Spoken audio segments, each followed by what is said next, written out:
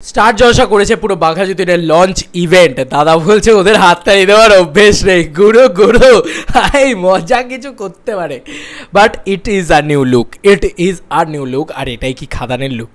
Hey guys, welcome to my channel. আমি মহারাজার। এখন আমরা কথা বলবো হচ্ছে দাদার পিছনে ঝুটি বাঁধা এই লুকটা কি ভালো করে লক্ষ্য করে দেখেছো? কারা কারা লাইভটা মন দিয়ে ফলো করছিলে তারা দাদার এই লুকটা দেখতে পেয়েছে, যে পিছন থেকে এরকম ঝুটি বাঁধা। দাদা তো গিয়ে দাঁড়িয়ে চেন ফ্যান খুললো ফুল মোডে, ভাই পুরো রোমিও মোড, ঠিক আছে, ফুল পাগলু মোড। মানে দেখে দাদাকে সিটি মারতে ইচ্ছা করছিল লিটারেলি।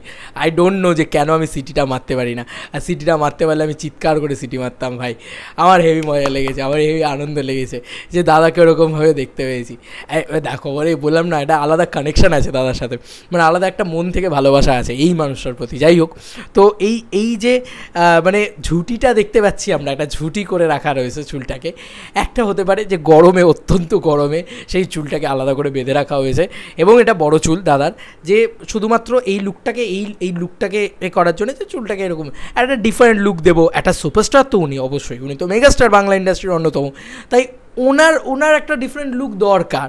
তো হয়তো ওনার স্টাইলিস্ট এটা ওনাকে ডিজাইন করে দিয়েছে। কিন্তু আমার যেটা সর্বোপরি মনে হচ্ছে, এই চুল তো এমনি এমনি উনি বাড়াচ্ছেন না।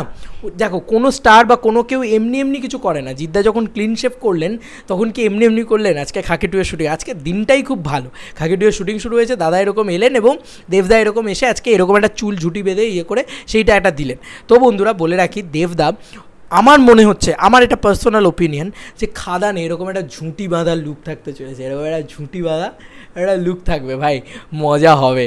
আমার নিজের বড় চুল হেভি পছন্দ। যাই হোক, এবার দাদাকেও আমরা বড় চুলে দেখতে পাচ্ছি। আর দাদার কিন্তু প্রথম যে মানে আই লাভ ইউ বলি বা প্রেমের কাহিনী বলি বা মন মানে না বলি, সব ছবিতে এত বড় বড় চুলছে, আর আলাদা একটা মজা ছিল।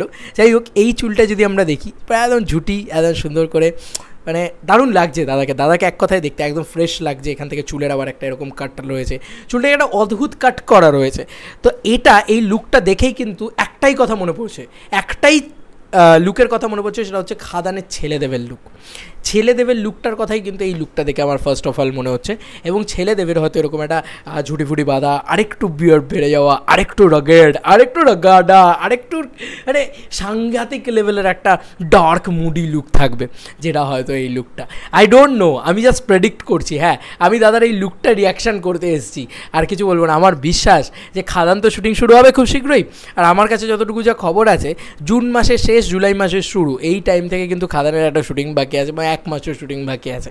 তো কোথাও গিয়ে আমার মনে হচ্ছে, কারণ টেক্কা কমপ্লিট হয়ে গেছে, দাদা নিজেই বলেছে, দাদা বলেছে জুন মাসের শেষ জুলাই মাসের শুরু, এরকম টাইম থেকে কিন্তু খাদানের শুটিং শুরু হবে।